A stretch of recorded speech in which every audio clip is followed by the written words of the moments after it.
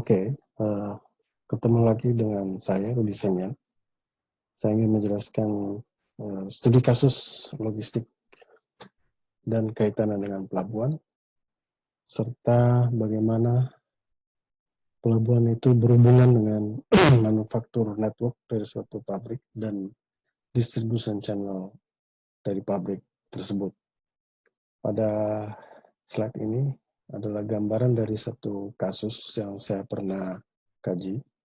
Adalah sebuah perusahaan manufaktur yang memiliki cabang hampir di setiap provinsi di seluruh Indonesia dan memiliki distribution channel juga dari pabrik-pabrik yang ada di seluruh Indonesia, sehingga melalui video singkat ini kita dapat mengetahui bagaimana perusahaan manufaktur tersebut dapat memonitor gerakan barangnya dari satu titik ke titik-titik berikutnya melalui pelabuhan.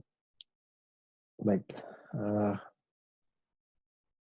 pelabuhan pada manufaktur network dan distribution channel di perusahaan ini,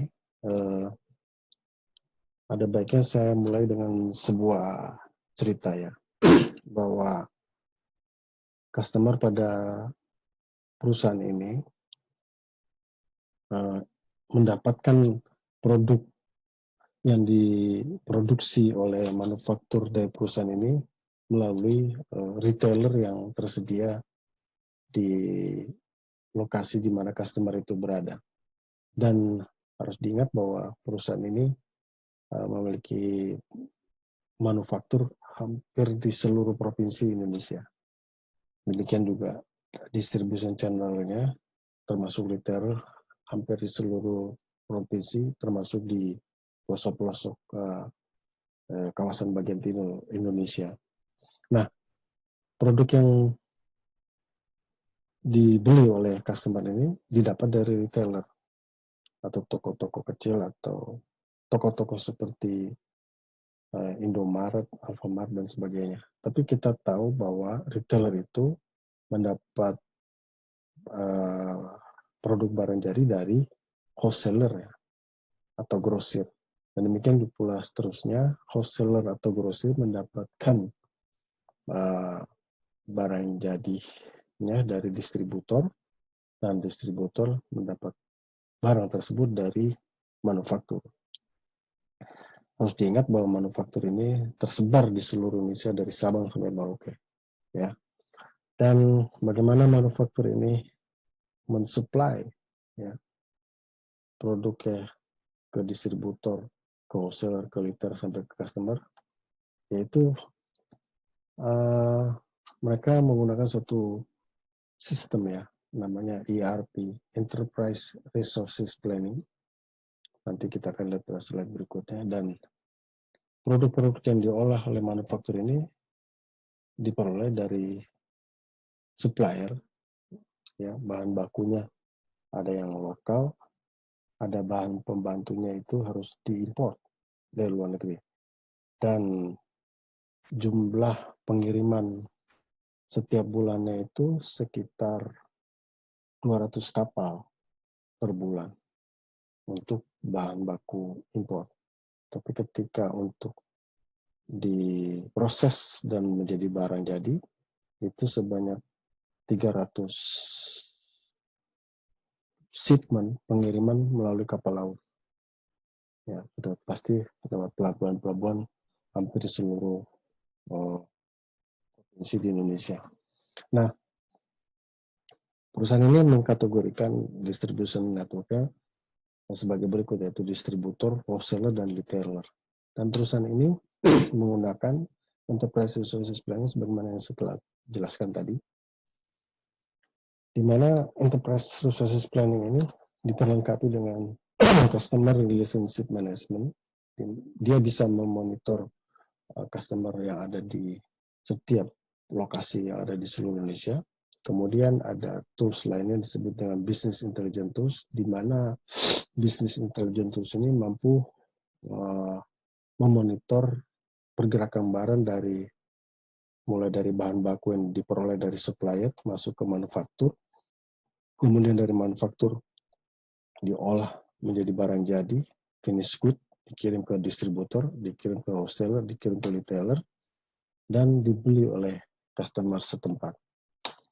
Nah, ini hampir semua dari supplier ke manufaktur sampai ke retailer itu melalui pelabuhan di seluruh Indonesia.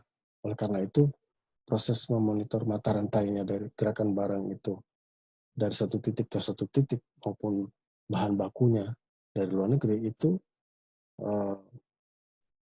bagian ekspor impor maupun bagian produksi pabrik ini menggunakan enterprise resources planning teknologi. Saya sebutkan teknologi karena ada banyak vendor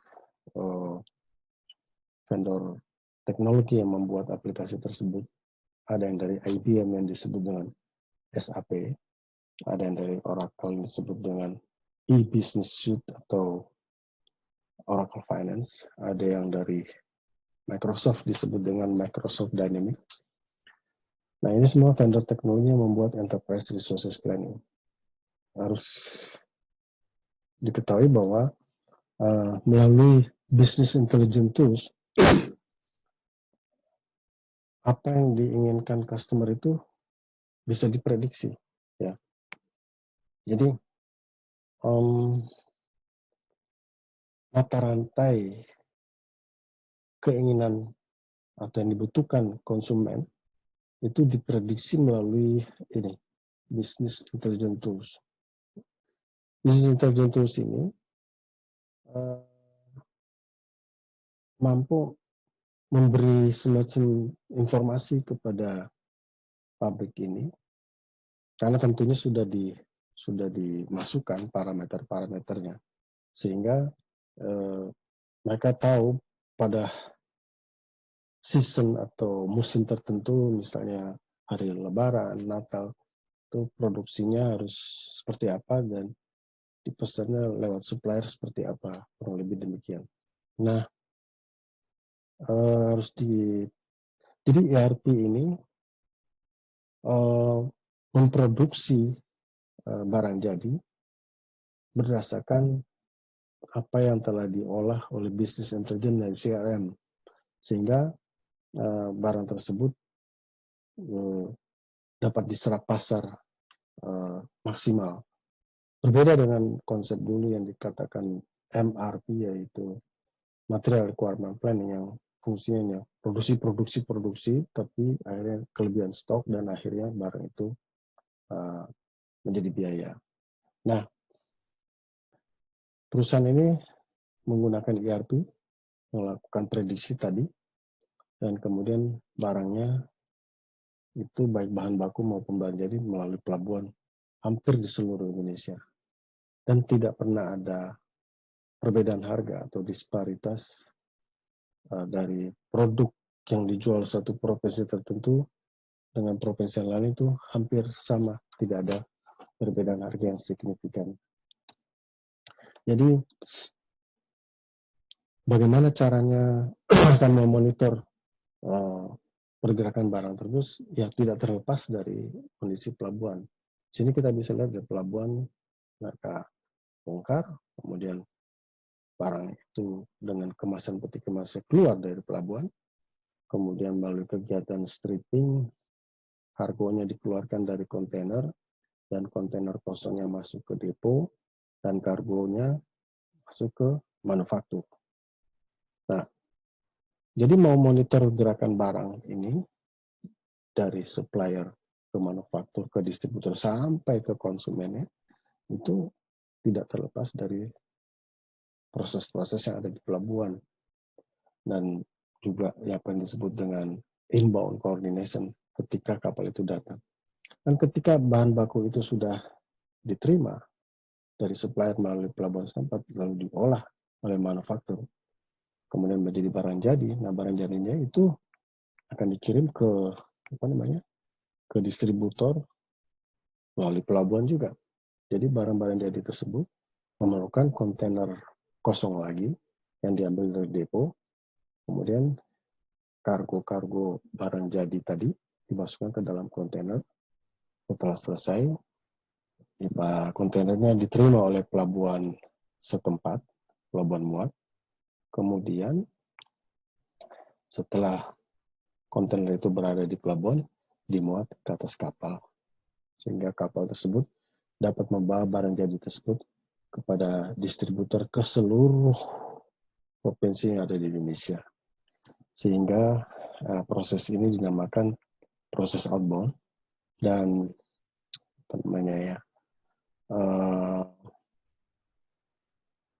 organisasi yang ada di manufaktur tersebut yang sekarang dikenal dengan supply chain manager itu mengetahui bagaimana memonitor bahan baku dan barang jadi melalui ERP tadi, ya, sehingga mereka terhindar dari demurrage cost, terhindar dari detention cost, terhindar dari dwelling time. Mereka dapat mempercepat gerakan kapal dan barangnya sehingga tidak memberi kontribusi kenaikan pada production cost dari manufaktur setempat. Kurang lebih demikian yang kaitannya dengan pelabuhan. Jadi dapat disimpulkan pada slide terakhir ini adalah manufaktur tersebut menggunakan teknologi enterprise resources planning, di mana kebutuhan customer-nya dapat diprediksi. Saya garis bawahi, dapat diprediksi. Jadi ya bisa saja ada barang-barang yang tidak dapat diprediksi, tapi bukan berarti berhenti di situ saja. Ya, manufaktur ini atau lewat teknologi yang digunakan oleh manufaktur ini ada yang disebut dengan business intelligence, sehingga dapat melakukan suatu prediksi. Di tugasnya mereka yang bekerja di manufaktur ini hanya setiap harinya itu menerima apa yang disebut dengan ASN, Advanced Shipment Notification. Itu di dalamnya kayak flat file yang dikirim secara elektronik dari pusat ke seluruh manufaktur yang ada di provinsi dari Sabang sampai Merauke, dan dari manufaktur sampai ke distribution channel dari Sabang sampai Merauke melalui pergerakan barangnya melalui pelabuhan. Jadi kalau dulu ada namanya dibutuhkan tenaga pembukuan, tapi oleh karena adanya teknologi sehingga orang membuat program komputer counting, maka tenaga pembukuan tidak lagi dibutuhkan karena sudah dilakukan oleh software atau aplikasi yang dibuat oleh vendor yang disebut dengan komputer accounting. Komputer accounting itu software dapat menghasilkan laporan keuangan, laporan nilai laba, laporan perubahan modal, dan seterusnya. Demikian juga tentang enterprise resources planning. Di situ dalamnya sudah ada disiplin ilmu supply chain, ya, yang dapat melakukan prediksi terhadap apa yang dibutuhkan customer-nya melalui business intelligence tools.